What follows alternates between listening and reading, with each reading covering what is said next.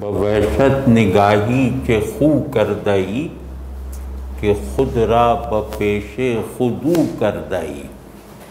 جواب نہیں ہے. سبحان اللہ. تو نے وحشت نگاہی کے ساتھ کیا عادت نہیں، تو نے وحشت نگاہی کی کیا عادت ڈال رکھی ہے کہ خود کو خود اپنے سامنے تو نے وہ بنا رکھا ہے. تو نے خود کو خود اپنے سامنے وہ کر لیا ہے، وہ بنا رکھا ہے. بہت ہی پیچیدہ مضمون ہے، اور اس میں بے دل کا جو ایک خاص الخاص وصف ہے کہ وہ تصور اور معنی کی پیچیدگی کو احساس کی تہداری اور گہرائیوں میں کنورٹ کر دیتے ہیں. تو یہ مطلب انتہائی بڑا کارنامہ سمجھا جاتا ہے شاعری میں کہ پیچیدہ معانی کو تہدار احساسات میں ڈھال دیا جائے، ورنہ معانی پیچیدہ ہو کر ایک مجرد فارمز کا مجموعہ بن جاتے ہیں، ان سے احساسات لا تعلق رہ جاتے ہیں. بے دل اکثر یعنی جہاں وہ اپنے کمال کے ساتھ اظہار کی سطح کو چھوتے ہیں، وہاں وہ یہ کام ضرور کرتے ہیں کہ پیچیدگی صرف ذہنی نہ رہے، چاہے ذہن اس پیچیدگی کے سامنے خود کو بے بس سمجھنے پر مجبور ہو جائے، لیکن عین اس ذہنی بے بسی اور لاچاری کے عالم میں بھی ایسا لگے کہ احساسات میں اپنے آپ کو مکمل کر لینے کی ایک کئی طرفہ حرکت شروع ہو گئی ہے. یعنی احساسات میں کثیر الاطرافی پیدا کرنا یہ تقریباً ناممکن کام ہے جو بے دل جا بجا کر کے دکھاتے ہیں. واضح نہیں بات کہ احساسات تو یک رخے ہوتے ہیں نا، ان میں ایک کثیر الجہاتی پیدا کرنا، مثال طور پہ کہ احساس کی ایک لہر نشاتیہ ہو، دوسری المیہ ہو، تیسری حیرانی والی ہو، چوتھی غصے کی ہو. اب یہ سب اگر وہ ایک فلو میں دکھا دیں، یعنی احساس کو اس طرح اس کی بنت کریں کہ اس کا تانا بانا مختلف طرح کے احساسات سے بنا جائے، تو یہ کام بے دل کے علاوہ ہماری شعری اردو فارسی شعری روایت میں شاید اس درجے کا کہیں اور نہ دکھایا جا سکے. ٹھیک ہے نا. اب آپ دیکھیں کتنی قدرت کلام کے ساتھ ساتھ کتنا کمال ادراک ہے. کمال ادراک یہ ہے کہ تخیل کی باریکیاں احساسات کی تشکیل میں صرف ہوتی چلی جائیں. ادراک مکمل اسی وقت ہوتا ہے نا جب اس میں ذہنی اور حسی کا امتیاز کم ہو جائے. یہ ادراک ہے، کمال ادراک. تو بے دل کے ہاں یہ عام ہے کہ وہ تخیل اور حس کے یا خیال اور احساس کے معروف جبری فرق کو کم یا ختم کر دیتے ہیں، اور اس کمی اور خاتمے کا ایک مظہر یہ ہوتا ہے کہ ذہن شاید کبھی اپنے آپ کو اس پوزیشن میں نہیں پاتا کہ وہ بیان شدہ معانی کو پوری طرح اپنی گرفت میں لا سکے، لیکن اس بیچارگی کے عالم میں بھی، اس حیرانی کی کیفیت میں بھی احساسات میں ایک فلفلمنٹ کا، ایک تمانیت کا، ایک تکمیل کا اور ایک تہداری کا عنصر ضرور تجربے میں آتا ہے۔ تو اب آپ اس کو اگر مطلب معنی کے پہلو سے دیکھیں، معنی کے پہلو سے دیکھنے کا مطلب یہ کہ اس میں کیا کہا گیا ہے وہ سمجھنے کی نیت لے کر اس شعر کو دیکھیں تو وہ یہ ہے کہ تم یکسو نہیں ہو۔ اب بالکل میں ذہنی اصطلاحوں میں بات کر رہا ہوں کہ تمہارے ذہن میں یکسوئی کا مادہ نہیں ہے، تمہارے شعور میں وہ فعال مرکزیت نہیں ہے جو تمام اجزائے شعور کو مربوط کر کے متحد رکھتی ہے۔ ٹھیک ہے، اس کو کہہ رہے ہیں وحشت نگاہی۔ وحشت نگاہی کا مطلب ہوتا ہے پریشان، یعنی کہ ادھر ادھر دیکھتے رہنا۔ جیسے میر کا ایک شعر ہے وحشت نگاہی کے مضمون پہ کہ کیا میں بھی پریشانی خاطر سے قرین تھا۔ تو پریشانی خاطر جس کو میر کہہ رہے ہیں اسے یہاں بے دل وحشت نگاہی کہہ رہے ہیں، ایک بنیادی فرق کے ساتھ، وہ ابھی کھولتے ہیں کہ کیا میں بھی پریشانی خاطر سے قرین تھا، آنکھیں تو کہیں تھیں دل غم دیدہ کہیں تھا۔ تو اب اس میر کے اس شعر کی روشنی میں اس کی مدد سے وحشت نگاہی کہتے ہیں اس آنکھ کو جسے اپنے اندر اور باہر دیکھنے کی ذمہ داری دی گئی ہے، لیکن وہ اپنے اندر اور باہر دیکھنے کا جبری عمل انجام تو دے رہی ہے، لیکن وہ مربوط طریقے سے اپنا کام نہیں کر رہی۔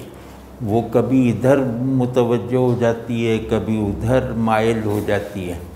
تو وہ جو کچھ دیکھتی ہے اس کے اندر یہ صلاحیت یا یہ جذبہ نہیں ہے، یہ مزاج نہیں ہے کہ وہ دیکھی ہوئی چیزوں کو ان کے اپنے اپنے مقام پر رکھتے ہوئے ایک وحدت تناظر کا حصہ بنا دے۔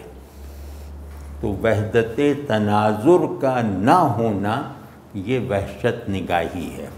تو وحشت کے یہاں دو معنی، بکھراؤ اور ایک یہ کہ کمٹمنٹ کا نہ ہونا۔ وحشت کہتے ہیں رسی توڑانے کے جذبے کو۔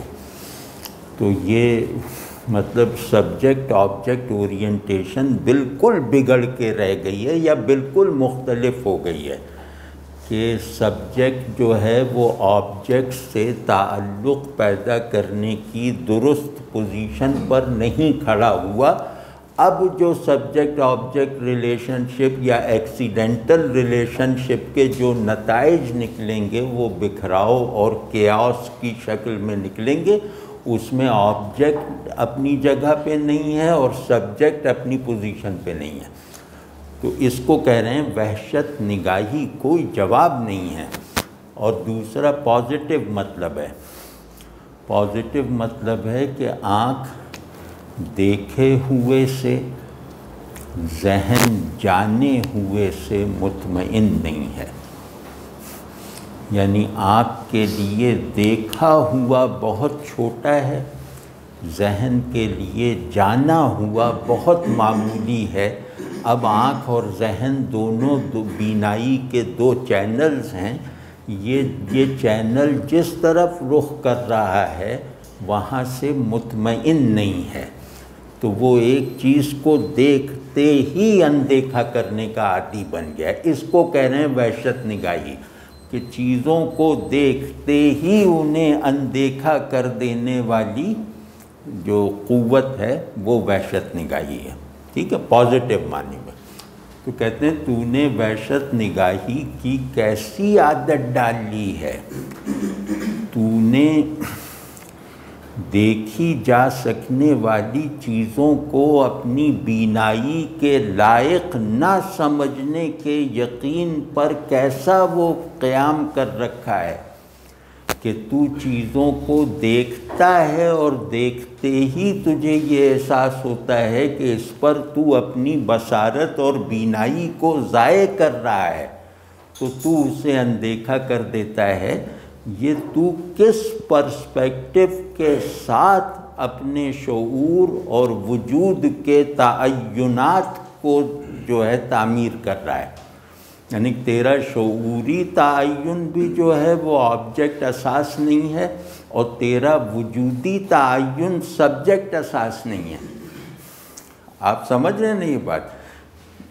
یہ اب چاہے نہ سمجھ لیں، بہرحال محفوظ تو ہو گیا نا۔ تو وہ بھائی اس سے بڑا کیا ہو سکتا ہے ڈس آرڈر، کہ آدمی کا ذہن بھی جو ہے وہ اپنے مشمولات سے بیزار ہو، اور آدمی کا وجود اپنے احوال اور تعینات سے منحرف ہو۔ اس سے بڑی کوئی صورتحال ہو سکتی ہے؟ اس سے بڑا زلزلہ کبھی کوئی آ سکتا ہے؟ بس اس زلزلے کو تصویر کر دیا انہوں نے اس شعر میں، ٹھیک ہے نا؟ آپ سمجھ لیجئے کہ ذہن کو اپنی تعمیر کے لیے جو اینٹیں درکار ہیں، ذہن ان اینٹوں کو قبول نہیں کر رہا۔ وجود کو اپنی تشکیل کے لیے جو عناصر لازماً مطلوب ہیں، میرا وجود ان عناصر کو اپنے اندر کھپانے سے بالکل کراہت رکھتا ہے۔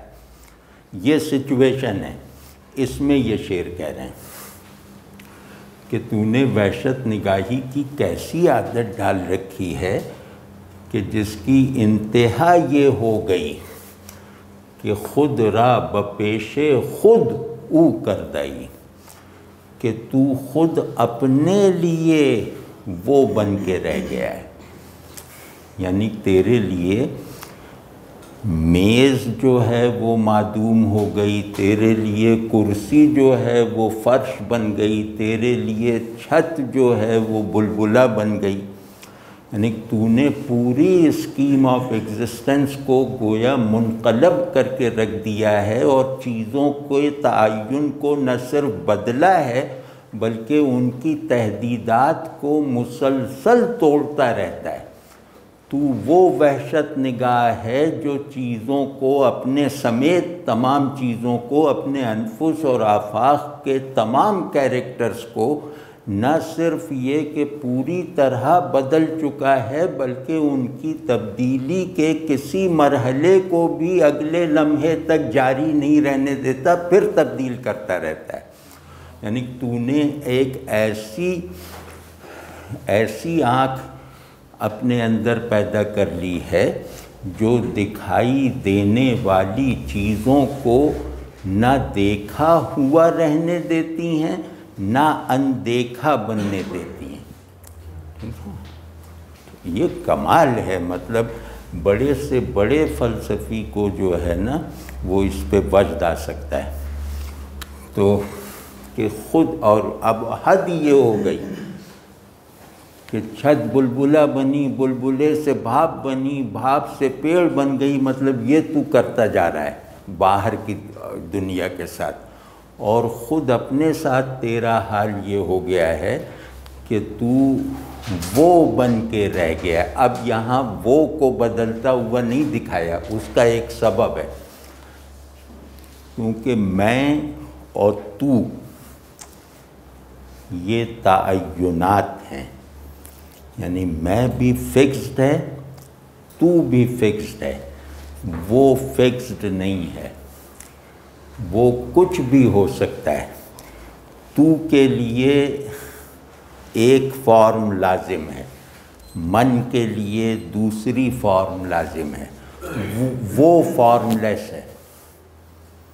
مطلب وہ جو ہے نا وہ ضمیر اشارہ ہے جو کچھ بھی ہو سکتی ہے اور کچھ بھی نہیں ہو سکتی۔ آپ سمجھیں نا، یہ جو لچک ہے، یہ فلیکسیبلٹی جو ہے، یہ وہ کی ضمیر میں ہے، میں تم ہم آپ اس میں نہیں ہے۔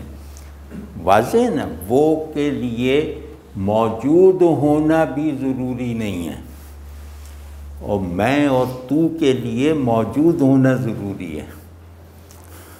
آپ سمجھیں نا، وہ ایک ایسا رخ ہے جس کا مصداق بھی ہو سکتا ہے اور جس کا مصداق کوئی بھی نہیں ہو سکتا۔ آپ سمجھیں، وہ میں یہ گنجائش لسانیاتی طور پہ موجود ہے۔ تو کہہ رہے ہیں تو نے خود کو وہ بنا لیا، یعنی وہ جو سب کچھ ہے، وہ جو کچھ بھی نہیں ہے، یعنی تو نے چیزوں ہی کے تحدیدات اور تعینات ہی کو نہیں توڑا، بلکہ تو نے سب سے یقینی تعین، سب سے حتمی حد من کو بھی توڑ دیا۔ آپ سمجھیں، چیزوں کے تعین میں تو اعتبار کا دخل ہے، من کے تعین میں اعتبار کا کوئی دخل نہیں ہے۔ تو نے سب سے حتمی تعین کو توڑ کر من کو او بنا دیا، یعنی اسے ہر تعین میں دکھا دیا اور اسے ہر تعین سے نکال دیا۔ اس میں یہ دونوں معنی ہیں کہ میں ہی سب کچھ ہوں اور میں ہی کچھ بھی نہیں ہوں۔ تو نے اپنے آپ کو اس درجۂ حال اور اس درجۂ دید اور اس درجۂ معرفت تک پہنچا دیا۔ اب اس کو چاہیں تو یہ ڈانٹ کہہ لیں، اس کو چاہیں تو یہ مدح کہہ لیں، دونوں رخ اس میں ملتے ہیں، اور بہت ہی بڑا شعر ہے یہ۔ اور اس میں 3 سٹیجز دکھائی ہیں، مطلب یہ ابھی ہم اس طرح نہیں کھول رہے کہ جیسے شعر کی شرح کرنے کا حق ہے۔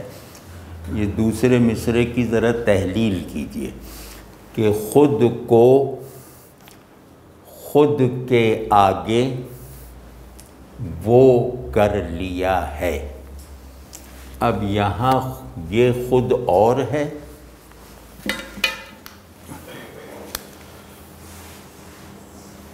ٹھیک ہے، یہ خود کی دوسری منزل ہے، اور یہ جو ہے بے خودی اور خودی کا اجتماع ہے۔ خود جتنا تم اپنے آپ کو، یہ خودی کا آئیڈیا ہے، یہ ایکچولائزڈ خودی ہے، ٹھیک ہے، یہ ایکچول خودی ہے، یہ آئیڈیا آف خودی ہے۔ کہنے تو نے خودی کے آئیڈیا کو اپنی ایکچول خودی کے سامنے لا کے وہ بنا دیا ہے۔ دوسرا مطلب یہ ہے کہ تو اپنے آئیڈیا آف خودی اور اپنی ایکٹیو خودی میں وہ بن کے رہ گیا ہے۔ یعنی جب خودی کا آئیڈیا خودی کی ایکچولیٹی پہ اپلائی ہوگا تو وہ ایکچول خودی نہیں بنے گا، وہ بن کے رہ جائے گا، کیونکہ خودی کا آئیڈیا وہ بننے سے مناسبت رکھتا ہے، من ہونے سے مشابہت نہیں رکھتا۔ اس بات کو سمجھیں کہ میرا اپنے بارے میں تصور من کہنے کی اجازت نہیں دیتا، وہ بلکہ ایک وہ کی ٹرانسینڈنس کے ساتھ حاضر ہوتا ہے۔ تو جس کا آئیڈیا اپنا خود کا آئیڈیا مکمل ہو جائے تو وہ من نہیں رہتا، وہ ہو جاتا ہے، کیونکہ آئیڈیا جو بینگ آئیڈیا ہوتا ہے وہ صرف من میں ہے۔